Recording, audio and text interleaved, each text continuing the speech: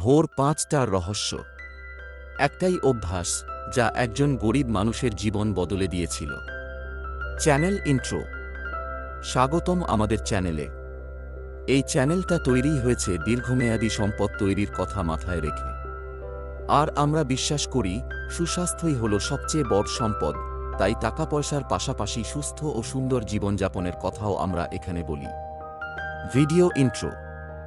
এটা একজন মানুষের গল্প যার কাছে কিছুই ছিল না। টাকা ছিল না, ভবিষ্যৎ ছিল না, আশাও ছিল না। তারপর একটা ছোট্ট রহস্য আবিষ্কার করলেন তিনি। প্রতিদিন ভোর ৫টায় উঠতে শুরু করলেন। আর মাত্র ৯০ দিনে তাঁর পুরো জীবনটাই বদলে গেল। সেই ভোরের ঘণ্টাগুলোতে তিনি ঠিক কী করতেন সেটা আপনাকে চমকে দেবে। আর হয়তো এটাই সেই উত্তর যা আপনি এতদিন খুঁজছিলেন। শুরু করার আগে একটা কথা বলুন, এই মুহূর্তে আপনি কখন এটা দেখছেন? ভোরে, বিকেলে নাকি রাতে? নিচে কমেন্টে জানান। আর আমাদের চ্যানেলটা যদি এখনও সাবস্ক্রাইব না করে থাকেন, এখনই করুন। তাহলে শুরু করা যাক। অধ্যায় ১। থমাস। একজন মানুষ যিনি আটকে পড়েছিলেন। একটা ছোট শহর। কারখানাগুলো দিনরাত চলছে। সেখানে থাকতেন ৩২ বছরের এক যুবক, নাম থমাস। প্রতিদিন রাত ৮টায় কাজে বেরোতেন, বড় একটা গুদাম ঘরে রাত পাহারার কাজ। সকাল ৬টায় ক্লান্ত শ্রান্ত শরীরে বাড়ি ফিরতেন, তারপর ঘুম। বেতন ছিল সামান্য, কোনো রকমে টিকে থাকার মতো। একটা ছোট্ট এক কামরার ঘরে থাকতেন তিনি। ফ্যান নষ্ট, মেঝেতে একটা তোষক, একটাই বাল্ব, লোডশেডিং হলে জ্বলে নেভে, পুরনো জামা, ছেঁড়া জুতো। কিন্তু থমাসের সবচেয়ে বড় কষ্ট ছিল দারিদ্র্য নয়। সবচেয়ে বড় কষ্ট ছিল সেই অনুভূতি যে জীবনটা আটকে গেছে। প্রতিদিন সকালে বাড়ি ফেরার পথে ঘুমন্ত শহরের জানালা দিয়ে অন্যদের জীবন দেখতেন। পরিবার মিলে সকালের খাবার খাচ্ছে, বাচ্চারা স্কুলের জন্য তৈরি হচ্ছে, পরিষ্কার জামা পরা মানুষেরা অফিসে যাচ্ছে। আর থমাস ভাবতেন, এটাই কি সারা জীবনের গল্প হবে আমার? আমি বাড়ি ফিরছি, আর বাকিরা তাদের স্বপ্ন নিয়ে জেগে উঠছে। কলকাতার প্রেক্ষাপটে ভাবুন। এই শহরেও কত থমাস আছেন। কেউ রাতের দারোয়ান, কেউ ফ্যাক্টরির নাইট শেফ কর্মী, কেউ হকার যে ভোরে উঠে কাজ করেন।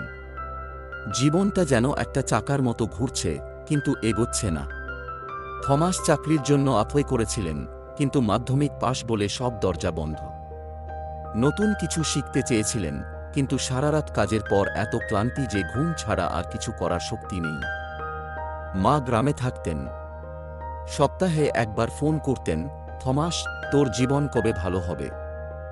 আমি বুড়ো হয়ে যাচ্ছি, তোর সাফল্য দেখে যেতে চাই। থমাস মিথ্যে করে বলতেন, শীঘ্রই মা, শীঘ্রই, কিন্তু সত্যিই কিছু করছিলেন না, কারণ কিভাবে করতে হয় সেটাই জানতেন না। সবচেয়ে কষ্টের সত্যিটা এই ছিল, তিনি অলস ছিলেন না। সারারাত কাজ করতেন, ৪ মাইল হাঁটতেন, সজাগ থাকতেন, দায়িত্ব পালন করতেন। কিন্তু শুধু পরিশ্রম করেই কিছু বদলাচ্ছিল না। সকাল ৭টায় বিছানায় পড়তেন, বিকেল ৪টায় উঠতেন। মনে হতো পৃথিবীটা এগিয়ে যাচ্ছে, আর তিনি ঘুমের মধ্যে পিছিয়ে পড়ছেন। একটাই চিন্তা বারবার মাথায় আসত, নিশ্চয়ই অন্য কোনো পথ আছে। কিন্তু কোথায়? অধ্যায় ২। মায়ের হাসপাতাল। জীবন বদলের মুহূর্ত।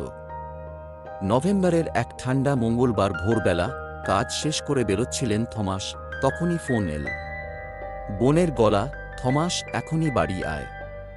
মা হঠাৎ অজ্ঞান হয়ে পড়েছেন। হাসপাতালে আছেন। বুকটা থমকে গেল। প্রথম বাসেই রওনা দিলেন। ৩ ঘন্টার পথ, মনে হলো যেন ৩ যুগ। গ্রামের ছোট্ট ক্লিনিকে পৌঁছে দেখলেন মা শুয়ে আছেন। দুর্বল, কিন্তু জ্ঞান আছে। ডাক্তার বললেন, অতিরিক্ত ক্লান্তি আর চিন্তায় অজ্ঞান হয়েছেন। বিশ্রাম দরকার, ভালো খাবার দরকার, ওষুধ দরকার, কিন্তু সেটা কেনার সামর্থ্য নেই। মা হাত ধরলেন। ফিসফিস করে বললেন, থমাস, আমার বেশি সময় নেই। আমার মতো জীবন নষ্ট করিস না বাবা। একটা পথ খোঁজ। আমাকে কথা দে। থমাস মায়ের ঘুমিয়ে পড়ার পরও অনেকক্ষণ বসে রইলেন। সেই কুঁচকে যাওয়া হাতের দিকে তাকিয়ে রইলেন, যে হাত দশকের পর দশক মাঠে খেটেছে, ঠিক যেমন তিনি রাতের পর রাত খেটেছেন। কিন্তু দুজনেই শুধু টিকে আছেন, এগোচ্ছেন না। কিছু একটা ভেঙে পড়ল সেই মুহূর্তে। দুঃখে নয়, নিজের অসহায়ত্বের রাগে। ক্লিনিকের বাইরে এলেন। ভোর ৫টা। গ্রাম এখনো ঘুমিয়ে, কিন্তু কয়েকজন কৃষক মাঠের দিকে হাঁটছেন। পাখিরা ডাকতে শুরু করেছে। বাতাসে একটা ঠান্ডা তাজা গন্ধ। আর সেই মুহূর্তে, সেই ভোরের নীরবতায় দাঁড়িয়ে থমাস একটা সিদ্ধান্ত নিলেন। আর না, ফিস করলেন, এভাবে আর থাকব না, যা লাগুক করব। একটা পথ খুঁজেই নেন। এই মুহূর্তটা চিনতে পারছেন কি? কলকাতার অনেক মানুষের জীবনেই এরকম একটা মুহূর্ত আসে। হয়তো বাবা মায়ের অসুস্থতায়, হয়তো চাকরি না পেয়ে, হয়তো আর্থিক চাপে। সেই মুহূর্তেই সিদ্ধান্ত নেওয়ার শক্তিটা জন্মায়। অধ্যায় ৩। বাসে দেখা। মিস্টার চুনের রহস্য। ফেরার বাসে উঠলেন থমাস।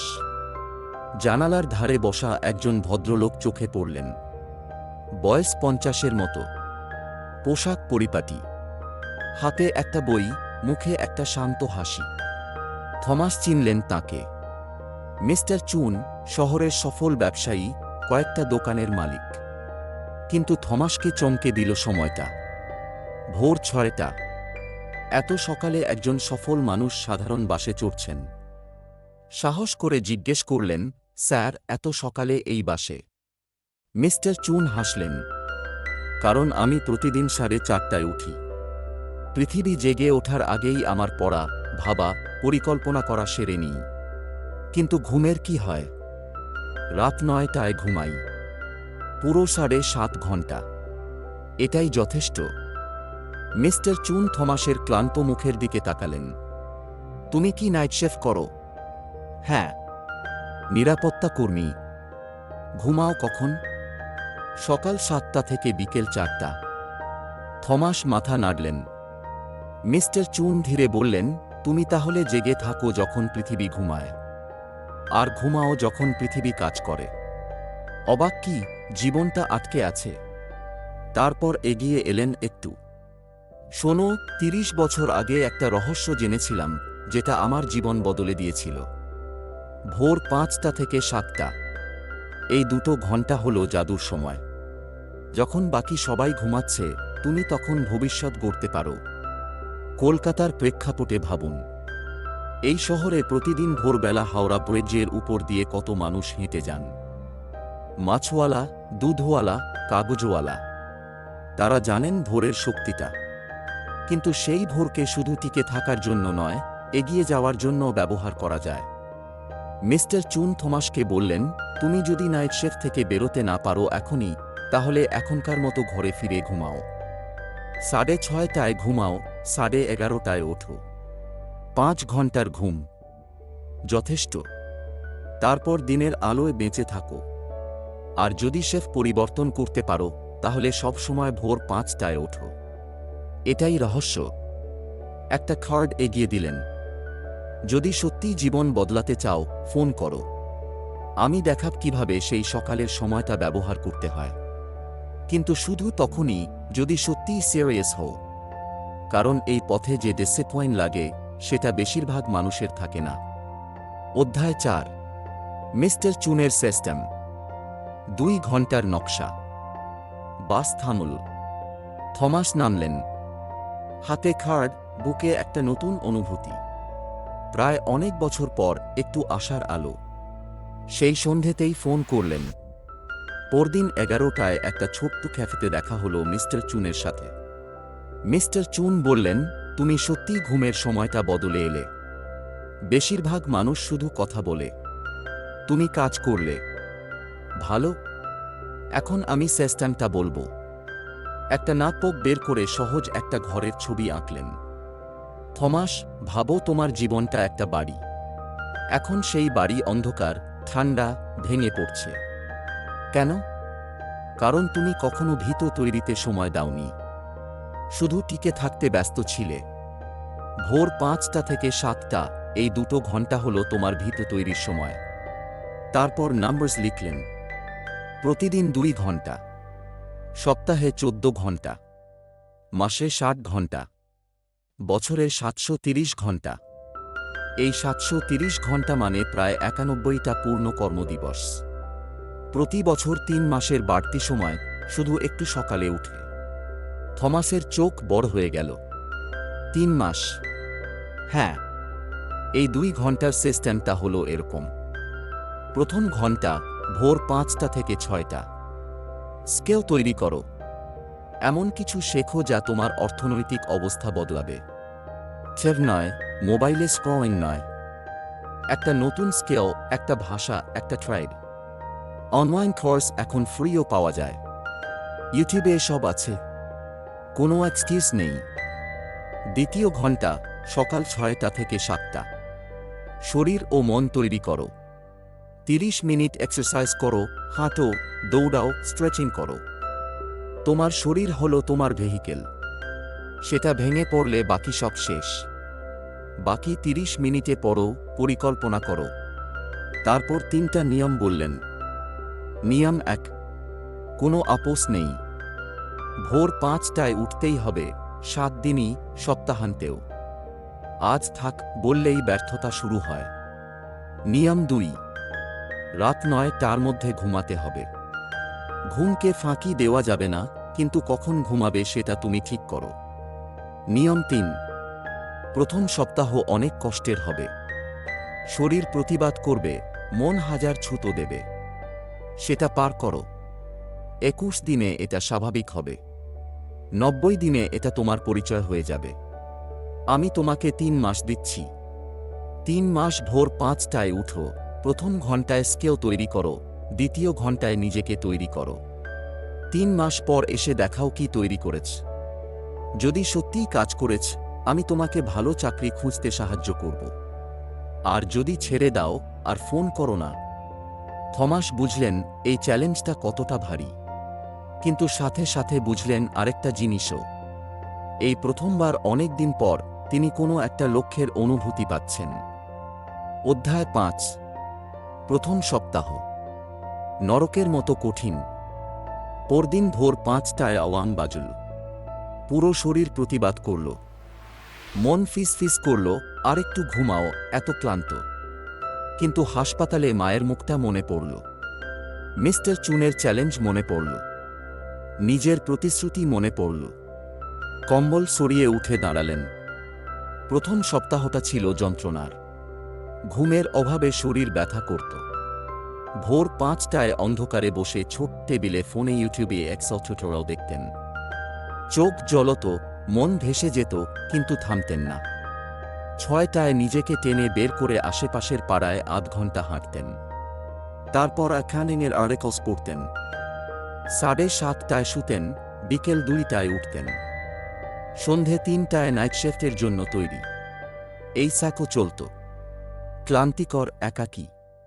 কেউ বুঝত না কেন করছেন এটা।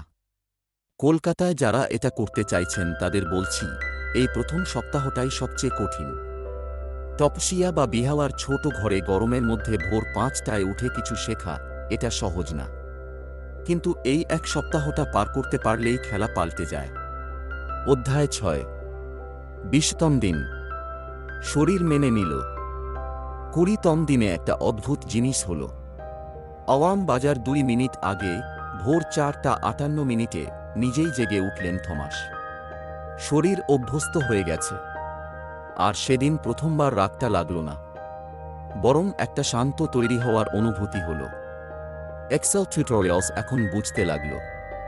ফর্মুলা শিখছেন, ডাটা অ্যানালিসিস বুঝছেন, বেসিক অ্যাকাউন্টিং শিখছেন।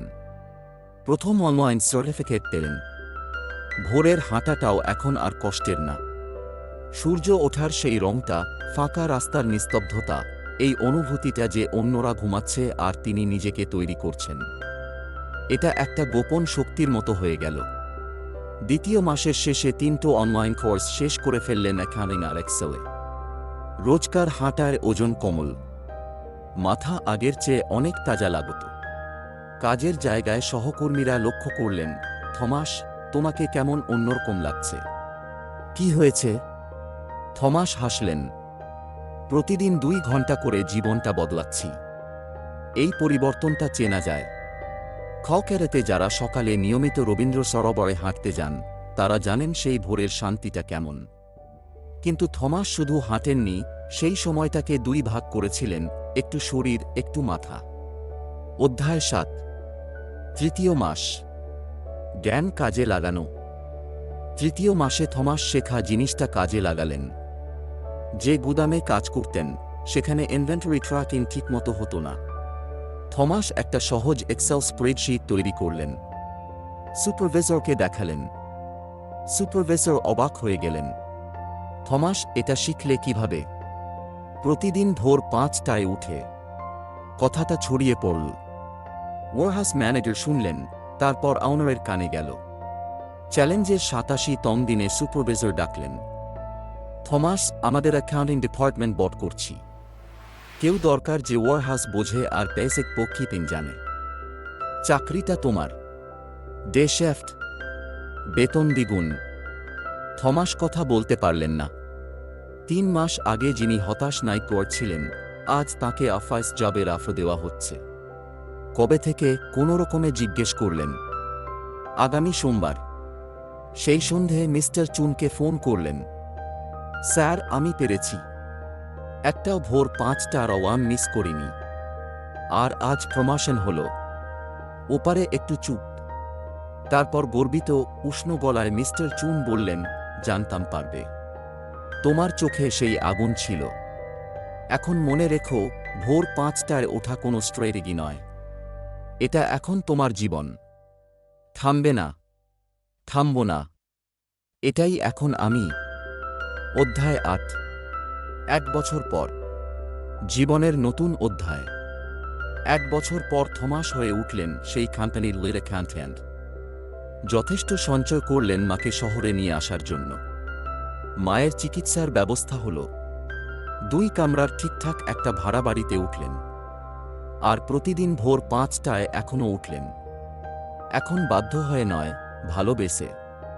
কারণ ওই 2 ঘন্টা তাঁর কাছে পবিত্র হয়ে উঠেছে।